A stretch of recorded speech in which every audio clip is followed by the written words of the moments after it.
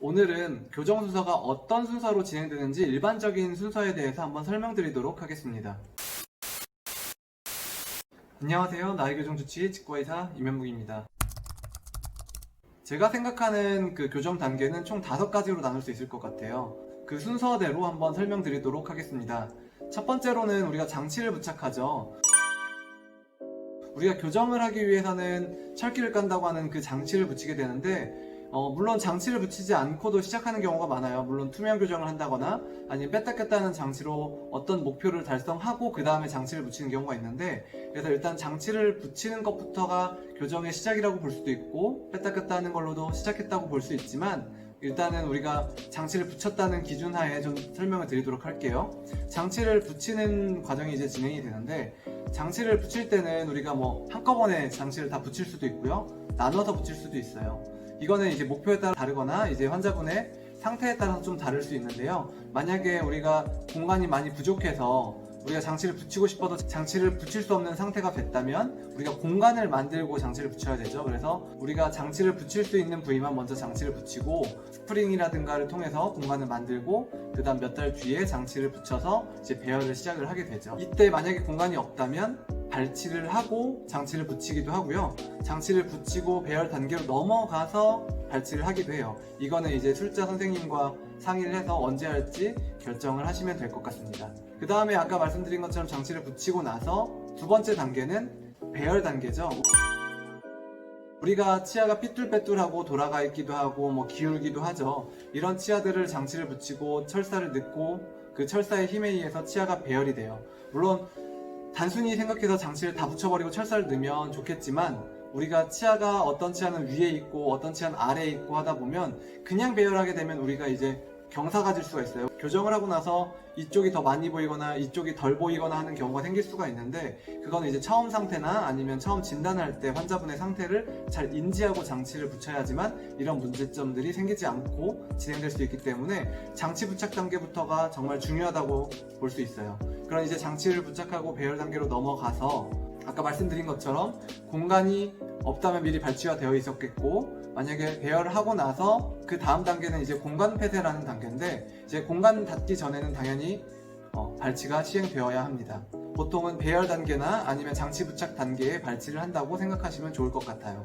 그 다음에 우리가 이제 철사를 넣죠. 우리가 철사의 단계는 제일 약한 철사부터 두꺼운 철사로 진행이 되는데, 두께만으로도 철사의 강도가 조절이 되지만 철사의 재질에 따라서도 상당한 힘의 전달력이 달라질 수가 있어요. 보통 첫 단계에 넣는 철사는 나이타이라고 해서 형상기역 합금 같은 재질로 보시면 돼요. 그 나이타이라는 재질이 우리가 어느 일정한 형태를 기억하고 있기 때문에 장치를 붙이고 나서 그 철사를 넣으면 원하는 우리가 이미 기억하고 있는 철사의 모양대로 배열을 하려고 하죠. 하지만 우리는 이제 우리 뼈 안에 있는 치아들이 이동하기 때문에 기본 뼈 틀에서 치아가 배열이 되기 시작해요. 물론 그 밖으로 벗어나면 문제가 생기기 때문에 그 정도의 배열이 된다고 생각하시면 될 것 같고요.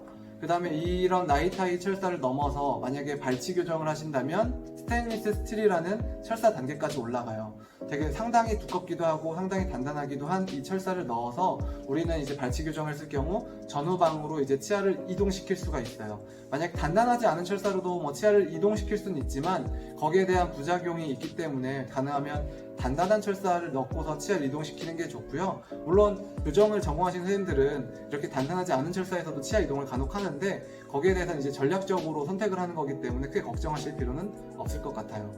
제가 첫 번째 단계는 이제 장치 부착 단계, 두 번째 단계는 치아 배열 단계, 세 번째 단계는 이제 말씀드린 것처럼 공간 폐쇄 단계가 있는데요. 우리는 이제 치아가 돌출이 되어 있거나 반대로 이제 뒤로 들어가 있는 치아들이 있어요. 그런 치아들을 앞으로나 뒤로 이동시켜야 되는데, 이제 그거는 우리가 안모라든가 교합 관계를 봐서 이동을 시켜야 하기 때문에 이 공간 폐쇄 단계가 상당히 중요하다고 볼 수 있어요. 중요하지 않은 단계는 없는데, 이런 중요한 단계에서 공간 폐쇄가 잘못되면 마무리 단계가 흐지부지가 되거나 마무리 단계로 가야 되는 상태를 가지 못하고 몇 년 동안 길어지는 경우가 있는데요. 이 단계에서 우리는 밸런스를 찾기 위해 우리가 요즘 많이 쓰고 있는 교정용 미니 스크류를 이용해서 효과적으로 공간 폐쇄를 진행할 수가 있습니다. 아까 세 번째까지 공간 폐쇄 단계를 진행했으면 그 다음 단계인 네 번째 단계, 마무리 단계로 들어갈 수 있는데요.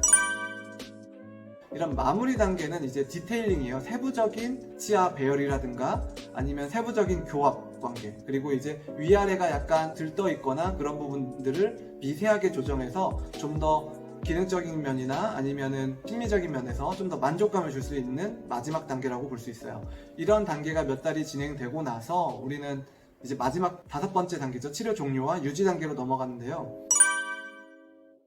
이런 유지 단계에는 우리가 부착식 유지 장치를 하고 또는 이제 착탈식, 그러니까 가철식 장치를 함으로써 장치를 떼고 유지하게 되는데, 이런 유지하는 단계는 또 환자분들이 이거를 치료의 개념으로 좀 이해하시고 난 아직도 교정이 안 끝났다라고 생각하실 수 있지만, 이런 유지의 단계는 이제 치료가 끝나고 내가 좀 더 이 교정 치료의 결과를 오랫동안 유지하고 싶은 목표를 갖고 진행하는 거기 때문에 좀 더 편하게 생각해 주시면 좋을 것 같아요. 유지의 단계는 따로 한번 영상을 만들려고 하는데요. 유지에 대한 내용들을 참 많이 궁금해 하시는 것 같아요. 제가 이제 블로그 내용에도 이제 교정장치 유지 단계에 대해서 좀 길게 서술한 내용이 있는데, 거기에 이제 노출 수를 보면 다른 글에 비해 상당히 높은 것 같아요.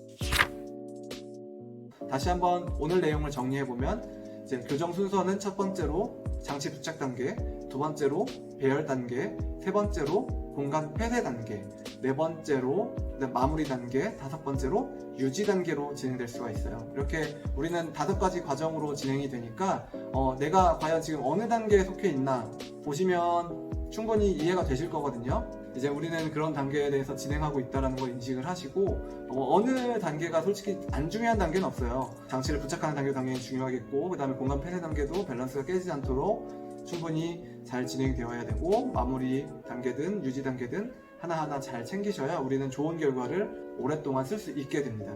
오늘은 교정 순서에 대해서 한번 정리해 봤는데요. 영상을 보시고 궁금하신 점이 있다면 댓글로 남겨주시면 제가 또 한번 영상을 만들거나 답변을 드리도록 하겠습니다.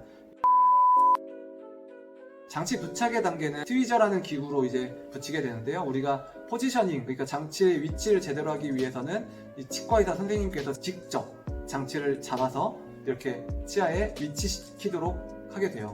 이 과정을 치과의사가 아닌 분들이 하면 문제가 될 수 있겠죠. 치과의사 선생님이 직접 붙이는지 확인하는 건 정말 중요한 것 같아요. 요즘에 좀 문제가 많은 병원들이 많아서 그런지 이 점을 꼭 유념해 두시고 좀 더 좋은 결과를 내실 수 있었으면 좋겠습니다.